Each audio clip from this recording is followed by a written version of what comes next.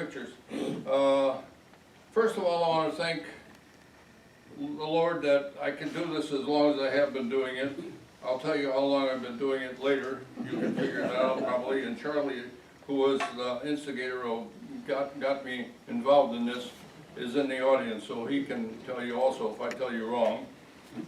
Secondly, I want to thank Carolyn, my wife, who lets me occupy her kitchen at least a month or more, and she vacates it and lets us boil our sap and so on and so forth. We boil it in a pan out in the sap house. This is what the sap house used to look like. This is a picture that I gave a picture to Carol Livermore. Carol has Carol's art and coffee bar in Owego, and she painted that picture, and that's what the sap house used to look like. And then another picture I have here is one that, it's actually a puzzle that Roger McFall glued together. So that's a picture of a sugar shack. I don't have any pictures of the present sugar shack unless they are in the photo albums which are on the table here. But I have too many people to thank. I ended up with my wife, thanking my wife. I also have to thank Scott Bennett, Roger McFall, Bill Wakeman, Ken Kafka, and all the guys. In the middle of sapping season this year, I contacted COVID. So I stayed in the house, and Scott and Roger, and they did the whole thing. You know, so it was great. I missed probably 3 batches, but it was, other than that, it was really good. Next thing I want to do is I want to read you a legend of how maple syrup started. Now, this is just one legend. You may have heard it before. If you did, just ignore it. Why it happens. In summer, every tree is a sugar factory. The green chlorophyll in the leaves combine carbon dioxide from the air with water brought up from the roots to make new substances, sugars. The trees use these sugars somewhat the way our body uses food. But the tree produces more sugar than is needed, and the surplus is turned into starch and stored for the winter all over the tree, especially in the twigs. As the days grow longer in the late winter, a mysterious process, which scientists are still trying to understand, starts the sap rising in the tree. The stored starches are changed back into sugars. As it circulates through all the pipelines of the tree, the sap flushes the sugar out of the twigs and carries it back down the trunk. This is what is drawn off when the tree is tapped. The sap of every species of tree contains some sugar, but one species has such a high concentration of it that it has earned the name sugar maple. This is the species of tree which is most often tapped for maple syrup. The sugar maple has been so important in the history of our state that it has been named the official state tree of New York. How it came to be. To the northeastern American Indians, March was a maple moon. It was a time of rejoicing, for the flow of sap meant that the spring was not far off. The Indians celebrated with dances and ceremonies in hopes of a generous sap flow. An ancient Iroquois legend tells how the Indians discovered that sap could be turned into syrup and sugar. One early March day, Waxus, a mighty Indian chief, was preparing to go hunting. He gathered his bow and arrows, wrapped his warm robe around his shoulders, and yanked his tomahawk from the maple tree into which he had hurled it to rest the night before. Then Waxus bid his wife farewell. "May the Great Spirit grant you good hunting," she said, and Waxus went off for the day. As time wore on, the sun climbed through the heavens, the air grew warm, and from the gash in the maple tree, made by Waxus's tomahawk, a liquid, sap, flowed into the wooden vessel that happened to be nearby. Night began to bring darkness to the skies, and Waxus's wife came to draw water with which to cook the evening meal. As she stooped to pick up the vessel, she saw it was already full. Being a good and practical woman, and seeing this would save her a trip to the stream, She tasted the water and finding it pleasing, set it to boil over the fire. Since game was plentiful and the spirit of the forest flavored Wuxus, he did not return until the night sky was bright with stars. As he approached his camp, he detected an unknown but wonderfully sweet aroma in the night air. The water in the vessel had boiled down to maple syrup, which lent its unique sweetness to the evening meal. And so, said the legend, was maple syrup discovered. In the beginning, sugaring was a crude operation. The Indians simply slashed a deep gash in the tree with a tomahawk, collected the sap which ran out. After a year or two of this treatment, the tree died. This was not considered wasteful because there were seemingly endless supplies of maple trees. The Indians collected the sap in hollowed out logs resembling dugout canoes. The sap was boiled by constantly placing hot stones into the birch bark, clay, or wooden pots. With wooden tongs, the cooled stones were removed and replaced with hot stones from the fire. Since it was impractical to travel with the liquid syrup, the syrup was usually further reduced to solid sugar and stored in birch boxes called mullets. There's a little more of this legend, but I'm not going to read the rest of it. If you would like to read it, I'll put it over on the table there. And the third thing I wanted to do is tell you about the things I have here on the table. First of all, this is a cute little story that Carolyn's grandniece wrote. Her name is Mariella, and it talks about when she came to our maple. I tapped trees with Uncle Roy. It was really fun. First we went to the Gianna's tree, that's her sister. Then we went and so on and so forth. I won't read that. But this is a piece of sumac that I just picked today, or cut off from today. You can see it's hollowed out inside there. What they did is they hollowed it out and then they simply put it in the gash of the tree, and wherever it was in the tree there, and the bucket was on the ground because they didn't have the modern things like we have, the hook and the spile and so on and so forth. So this is just one. The picture. Yeah, right. There, I have a picture here. I have an example here also that I think one of my other friends, Bill Wakeman, did. This is just a piece of sugar maple, and the spile is here, and the hook, and then the bucket is hung on the bottom there. If I don't fall over my own feet, I'll bring this up and... Now, Bob, if you'll hold that for me, please. Yes, sir. And then in order to keep it clean and so on, we put a lid on it. I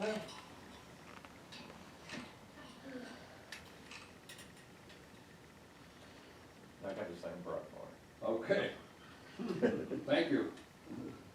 We all have the same problem, right? it. I think you get old enough. Right. Uh-oh. Well, anyhow. That's it anyway. This, and then when you empty the bucket once a day or twice sometimes, you simply lift the thing, take it off the hook, and dump it into, I collect it in milk cans. Bob does something a little different because he has a little different operation. Thanks. And I'll leave all this stuff up here so you can look at it at your leisure or after the meeting is over. There are some maple syrup recipes here. There are 3 or 4 of them. If you'd like to take a copy of that. These are the first 3 people that helped me with my syrup operation. Charlie Davis is the supervisor of Richford. He's in the audience. You know how long ago that was, Roy? Yes. Using inclusive math, my son is 47, so it would have been over 48 plus years ago. Right, right. 48 years. It was 1975 because our daughter was 7 and our 5 and our son was 7. So this is a picture of Charlie Davis, myself, and Fred Quinlan. And that was taken in the year 2000. So I'm not going to pass these around, but if you want to look at them, you can. And this is a picture I took out of one of my albums also. I have about, I'm not exaggerating, 20, because Carolyn does pictures of everything. And so I have about 20 of those albums. I only brought 4. This is a picture of Fred and Rita and Ryan, who was their grandson, and Eric, who was their son. And they were at the sap house. This was the old sap house. As you can see, there's kind of a, I think, if I remember correctly, that is a well casing that I got from, what's the well driller on 38, just as you go outside? Talca. And so, my brother Leon, who also helped me, and I forgot to mention him as well. These are 2 Morse files that Bo Moyer made. Again, he hollowed them out. I have pictures also of, this one seemed to be a little bit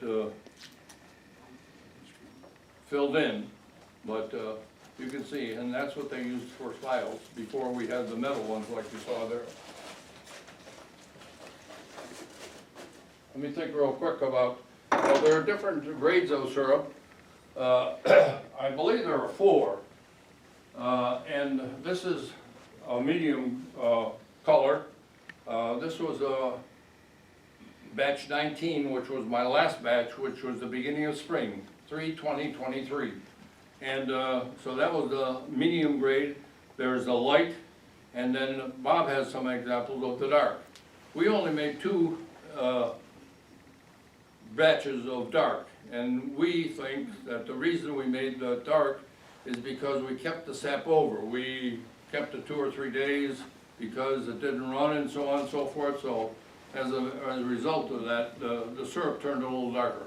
It has a little bit more robust flavor, but it's still, you know, it's real good. So I think that's all I want to say. If anybody has any questions, I'll be glad to answer them. And if not, There's a syrup grade. There you are. Golden A amber, Golden A dark, and Golden A very dark. And I think, in my back of my mind, there used to be a grade B, and grade B they used for chewing tobacco.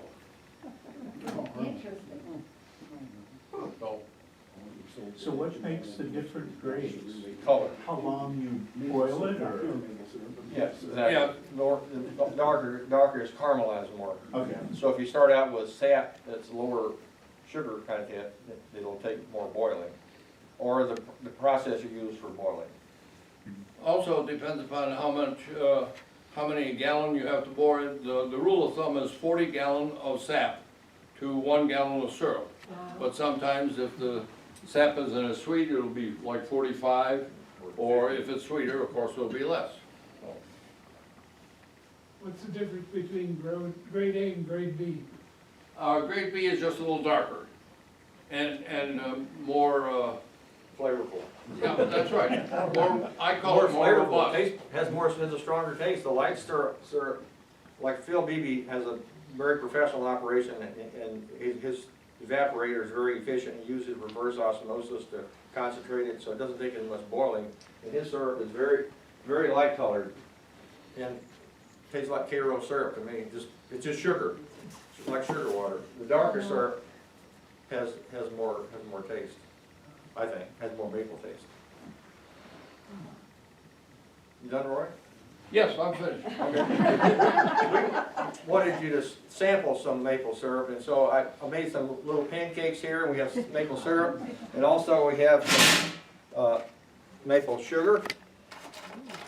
It's not like the sugar that's. It's just, it's Crystallized. crystallized, so you can take a piece of, so I'll invite you to get a sample of this. Also, this picture has maple sap in it. So you can see what this, and sometimes it's clearer than that. I collected that early in the season. It's really clear. Later, I got that 10 days ago, and it's Been in the getting a little refrigerator. cloudy. So, but you can take it, have a little taste of that, and there's water there as well, right out of the creek, I think. But so it's fresh. There's, So help yourself, and then we'll talk about There's More about forks maple. here if you want a fork. Those pancakes are still a little bit warm, so you can sop them in a little syrup if you want, and have at it.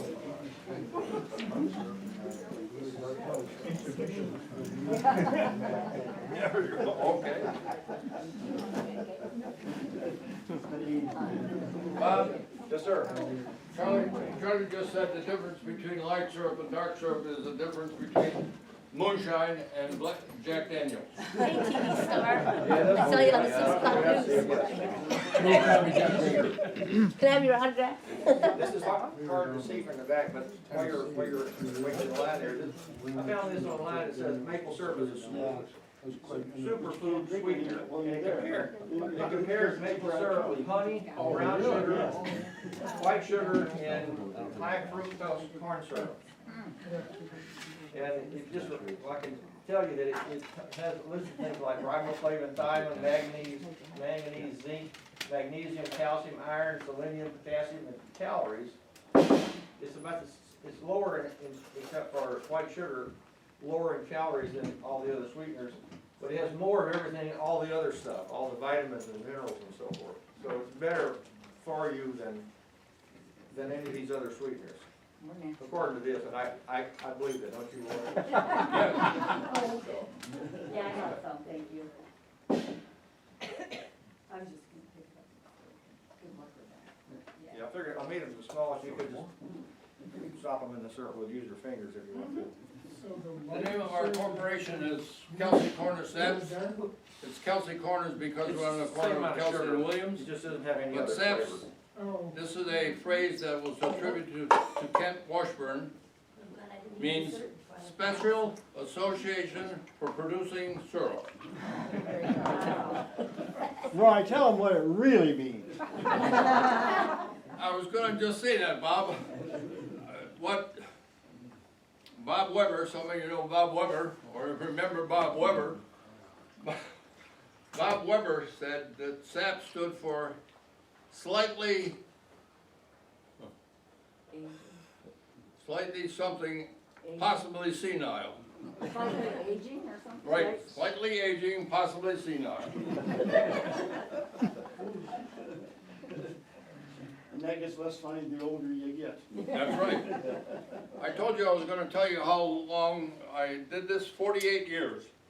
We At started, least 48, because, yep, I think you did it 1 year before, we did it 1 year before Jason was born. yep, right, we did. Yeah, and I was paying attention, so he's 47, he had the inclusive year in there. And also, there was something else that I was gonna say about the number of years. Jason, Charlie's son, was born at our apartment in West Cantor. Almost born at the apartment. Right. 1 year, Had to go in the ambulance. we did not, when we moved from West Cantor to Kelsey Road, I had nothing. So I went down to, I didn't make it that year.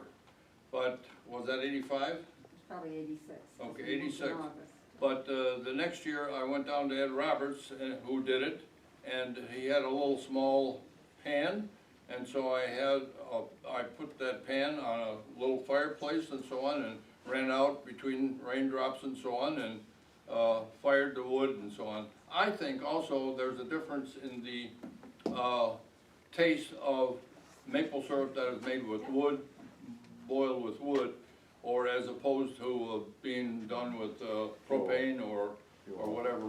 Even I heard someone say this spring that they didn't like the reverse osmosis because it didn't have much flavor. But that's just, you know. How long does it take to boil it? Good question, Jenny. About 10 to 12 hours. Wow. If I started it and stayed right with it, it's 10 to 12 hours. What we've been doing, what we did this year, is our pan that we have takes, it would take 20 gallon at a time. So we put 2 cans in that, and then we'll add more and more until we get 4 cans. When we get 4 cans, that means that's gonna be about a gallon of syrup when we get it. So we keep boiling and boiling and boiling, but what we usually do is put those 2 in, or 3, the first day, and then put the next one in the morning, and then finish it that morning. So, as opposed to all night like Ed, Arlene's dad used to do. He told me several weeks ago that he would, he had a job at IBM, and her mother and the children would collect the sap and boil it during the day, and then he'd come home at night and finish it. Is that about right? Yep, and the last time he made it, I was in kindergarten. Yeah. There you go. That was my birthday present, Okay. was a field trip, a school field trip, for my kindergarten class. There's a lot of stuff over here, you Yeah. should try My, it. Family had a, Try the, they did it like you did a couple years on a flat pan, and then they graduated into a 2x5 evaporator. And they had 300 and some taps out, and then after my dad and my uncle and my aunt boiled sap for 3 days straight. Wow. They went out and bought a 3x12 so they could do it faster. Right, right. And at the end, my cousin, he still has the evaporator, and he, if he gets a good run, he puts out about 250 taps. It usually takes him about 6 hours to go through that many with that size evaporator. Oh, wow. We have about 50 taps, Better have one, yes. and people are constantly asking me to tap their trees, but I don't want to. I tap just the trees on Kelsey Road, and I ask the people if I can tap their trees, and they tell me yes. There was only one person that told me no, and I'll tell you who that was in a minute. Cheryl already knows, and Lars already knows, but anyway, I tap the trees, and then then I give them some of the syrup when I have syrup. So the neighbors all get syrup, and that's why they're willing to let me tap the trees. Many of my neighbors also say they know when spring is coming because the trees are tapped. So. okay. That- Just before Bob starts, I just wanted to tell people, we have some items here for donation, and then ones that have cases, down the cookbooks, but these that are done by Carol, there is a cost for it, but everything else is just a donation, or if you just want to give us a donation to help us out with what we I do. also have membership forms. And Patty has membership forms if you want to become a member. Okay, I'll turn it over to Robert. Well. Usually says that when she's mad at me. I'm Bob Riggs, by the way. She didn't use your middle name. I don't know like I say what it is. Okay, so the process of making maple syrup is the same. It's just you're collecting sap, and there's sap in that jug over there. If you want to taste it, see what it's like. It has a slight sweetness to it. And you just concentrate it down like maple syrup. Everybody has a little different operation how they do it. The operation that this year my brother and I are doing, he's his second year to do it. I've been doing it since 2003 year. I've been doing it since 2009, and I started helping Skip Jackson. And unfortunately, Skip's health is deteriorating so much. He helped us a little this year, but he's kind of done with maple syrup business. But Mac and I did it this year, and we had a great time working together. And considering for the first 7 years of our life we never got along, it's pretty amazing. And now the last 5 years, we're working together famously, and it's a lot of fun. So this was, I saw this picture earlier. I used to, when Skip and I when I first started helping him, he was selling a lot of the syrup at the Iron Kettle. And so we tried to make as much syrup as he could, and we had trees tapped in about 6 or 7 locations, including I tapped these are in my front yard. And those are like you see with the buckets. It's a real pain because you got to go around there and collect dump every bucket, hook it back up, put the lid back on it, and carry the pails into something to haul to the sap house. It's a lot of work. I wanted to show you something else. So what is really a lot of work? Well, this is the tapping. This is the way Roy did. You got the spile with a hook on it, and there's many different varieties of spiles. This is some old ones that Skip had and we used, and you can see here I put multiple buckets on a tree. Roy, his philosophy is put one on one spile per tree, which is great. And also the trees he uses are kind of out by their self, and the tree out by itself has higher sugar content than the ones in the woods where there's a lot of trees all around. And so, in any case, we used to tap a whole lot of trees, and it's a lot of work no matter how you do it. But it was more work, thanks, we tapped more trees and made more syrup. Drill the hole, dry the spile in, and you can barely see here, but there's we use, except for a few buckets, and actually this year we didn't use any buckets. Everything is tied together with sap lines. And this is I was going to show you something about my equipment that I used for doing that. It's the worst part of the job. Put my harness on here. So you get it hooked up. There we go.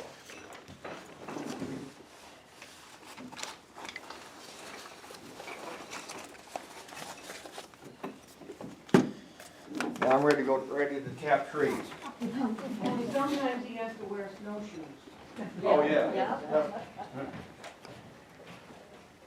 So, I carry a drill with me, so I can drill the holes, Yeah, yeah. and I got an extra battery here, because you get way off in the woods someplace and your battery's dead.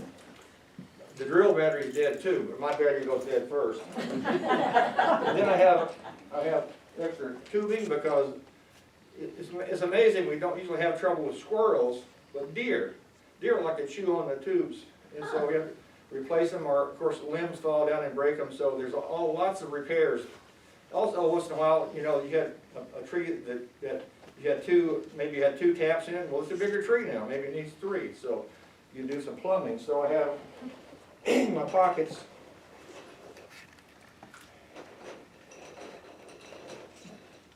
extra spiles. I have my little torch, and I'll show you what that's for. Because and of course I have use a lot of tees. I'll lay these out later, you can see. When you hook these up, they just slip on. But I'll take the torch and heat up the tubing, and then I can connect it. And of course I'm doing this when it's maybe freezing outside, so the tubing gets harder. And so it's just a pain. You've got a coat on, you got gloves on, boots, sometimes snowshoes. You're trudging around in the woods, and the hills are really steep, and you got to carry all these parts and fumble around, and of course something to cut the tubing with. So it's that's the hardest part of the job. I think we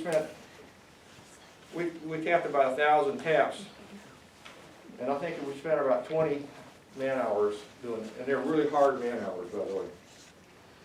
So And this year was actually easy because it wasn't much snow on the ground. Yeah, this year It was wasn't a lot too easier bad. than normally is.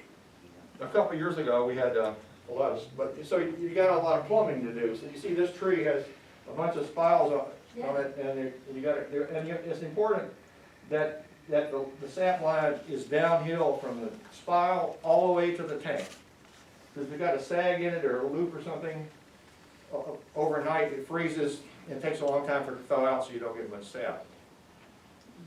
And the sap runs. We usually tap trees in the middle of February, and that's what you did this year. I know I talked to somebody that tapped their trees in actually mid-January this year because it was so warm. But when you start having weather where it gets above freezing, like 35 or 40, or sometimes we have 50 degrees, then the sap runs. But it only runs for maybe 24 hours if it stays warm, unless it gets cold again. So what you want, ideally, you want the temperature to drop to like 20 degrees or lower at night, and get to 40 degrees or more in the daytime. When it does that, the sap will run in the afternoons or late morning. More plumbing, see the ladders running here which way. This was in my front yard. I broke a twig off of a maple tree right up here, and it just formed a big icicle out of sap. It runs everywhere. We tapped the base of the tree, but anywhere on the tree that you break up the cambium layer, sap's going to run out. Sometimes we have snow.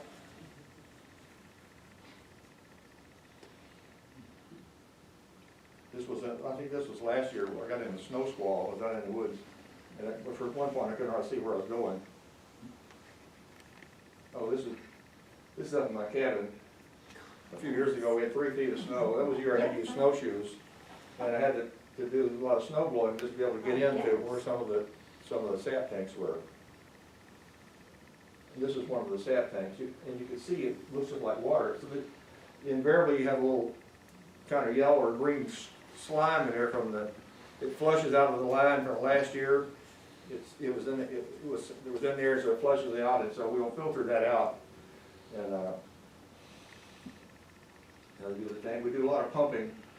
This is up in my cabin, and it's one place we only have maybe I guess probably 100 taps on this line here coming in.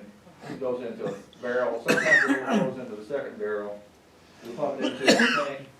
You see, this is a 300-gallon tank, and it's got like about 130, 40 gallons in it at that point. And another view of a sap pump. This is a sap house we use. It belongs to Jim Sines up on Hubbard Hill. The first two are steam, and the right one is smoke from the fire. And you notice a little small supply of firewood there. Takes lots and lots and lots of firewood. And we have a wood splitter right next to the door of the sap house so that we can split the wood up. You want it in your fireplace, you want the fire to last a long time. When you're boiling sap, you want it to burn as fast as possible. There's only a certain amount of heat in that wood, and you want it to come out right now, because it takes hours and hours and hours under the best circumstances. So we have a wood splitter right next to the door, so you can split the wood up very small and stick it into the fire.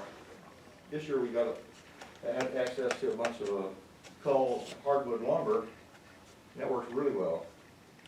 How many cords do you go through in a sap season? I don't know. It's a lot. A lot.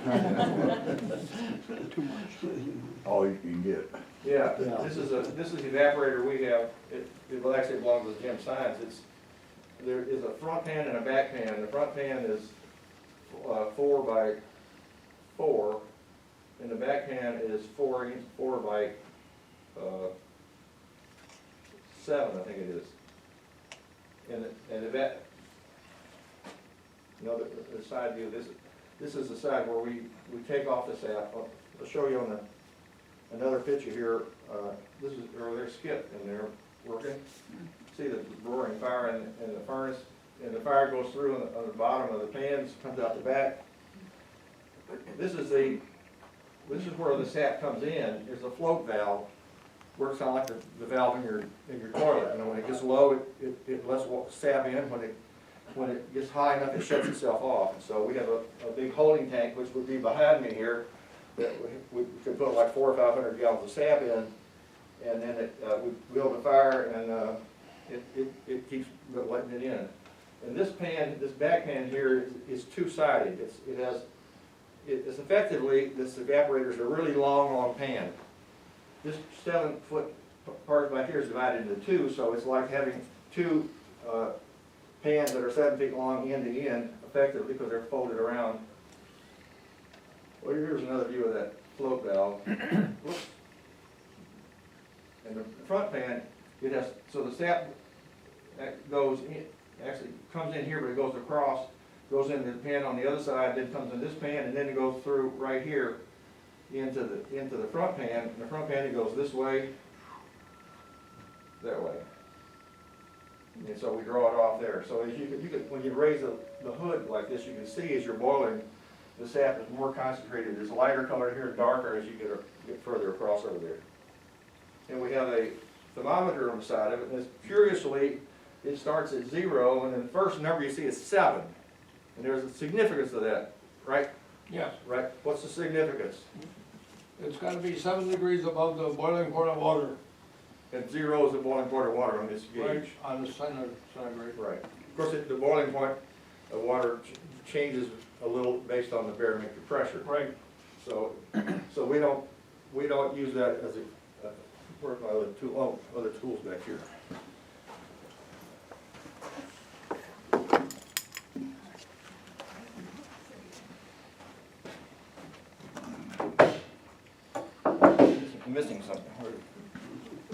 you reach that hydrometer up there? We use a hydrometer.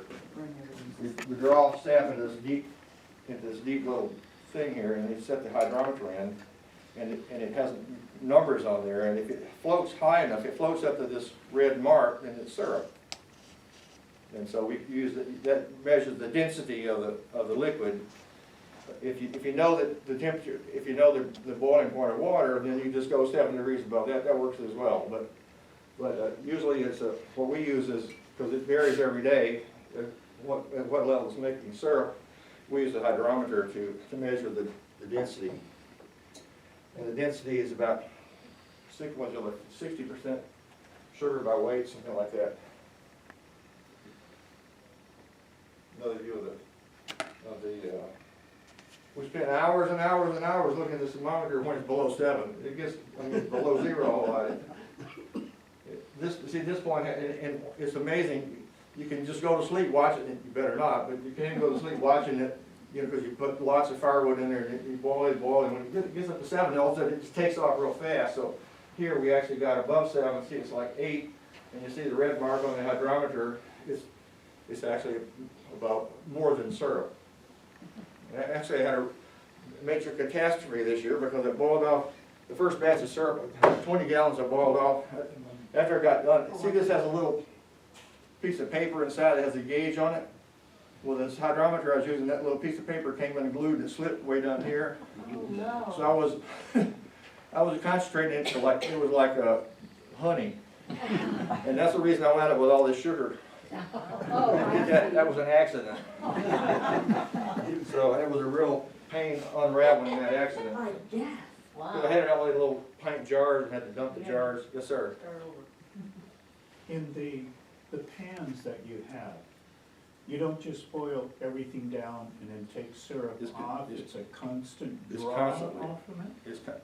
You would think it'd be a constant draw, but it should be. I mean, but in fact, when we get up to the right density, we'll draw off maybe a gallon or sometimes 2 or 3 or 4 gallons, and then the temperature drops down really low, and then you'll wait a long time and you'll draw some more. But the sap is continuously coming in, so theoretically, if you were drawing it off at the right speed, you'd be continually drawing it off as it's concentrating. But it doesn't work that way for us. Some of the new evaporators have that capability to do Yes. that. Right, you go see Phil Beebe's operation, and he's with fuel oil. He does all this reverse osmosis, big huge thing as big as this room. And you hear a little valve, you can hear it every time it draws off syrup. It's just almost continuous. It'll draw off a little bit and a little bit, and anyway.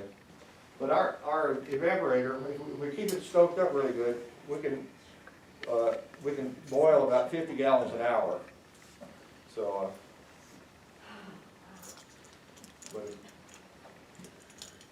and this Is that 50 gallons of syrup? Sap. 50 gallons of Sap. sap. So, Oh, I wish. okay. It could have boiled fast. So we draw it off, and we draw it off when it's close to syrup, because you really can't control a fire, with wood. And so we draw it off, put it in pails, and then back here is this pan here, the 20-gallon pan. We put the syrup. When we get to like 20 gallons of syrup, 15 or 20 gallons, we'll put it in this pan, which has the propane. It heats with propane, and we'll get it to where it's just exactly the right density for syrup. And then this thing in the front is a filter that here is boiling away. Of course, you have to watch it because it starts foaming. Well, we lost how much syrup this year, Matt, because we got busy doing something else, and this thing just boiled over. Syrup was all over the floor. Big mess. Wanted to lick it up. The mice loved it. In any case, once it finally gets to the right temperature, we shut it to the right density. We shut it off, and then we mix into that pan some diatomaceous earth. You know what that is? It's diatoms. They're little are they crustaceans or? Anyway, they're little. It's like little pieces of calcium carbonate, and we mix that into there, and then this filter here has these plates. And you see that I've got, the white is the filter paper that's stuck in between them. And we pump, and it's got a pump in the back, and we, well, this is open so you can see what it looks like. We pump the syrup through there, and it comes out nice and clear.